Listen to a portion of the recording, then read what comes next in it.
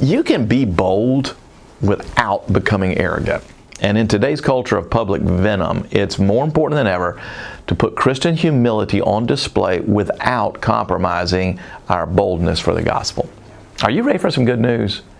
You can be humble without being timid, and you can be bold without being prideful. Only the gospel enables you to be both bold and humble at the same time. The Apostle Paul is a great example. In Acts chapter 9, at his conversion, Paul, he was Saul of Tarsus at the time, Paul was led around by the hand for 3 days because the light of God had blinded him.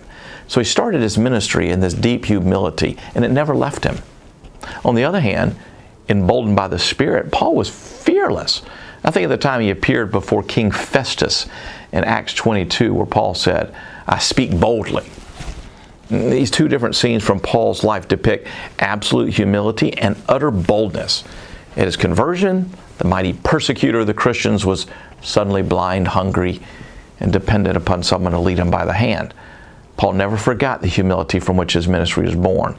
He taught us to count others higher than ourselves, and that without love, we're nothing more than clanging cymbals.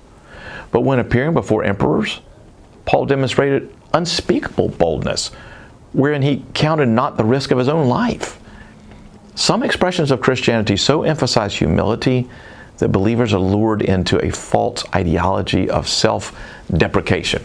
Other versions of Christianity so emphasize boldness that non-Christians perceive them as judgmental and hypocritical.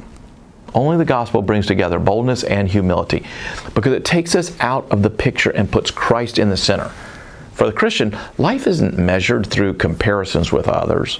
The Christian life is defined by a deep awareness of our innate sinfulness and our imputed righteousness.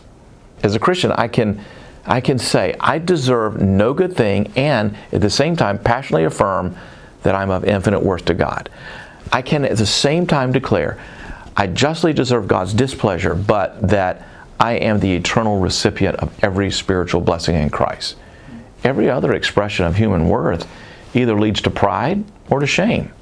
But in Christ, we have the perfect balance of boldness and humility. And that's the gospel. Well, that's today's good news. You can get more videos like it by clicking right here. Better yet, please subscribe to the channel if you haven't done so already, and get good news in your day every day. And may you know that you're of infinite worth, and yet you can be humble about it all. Have a great day.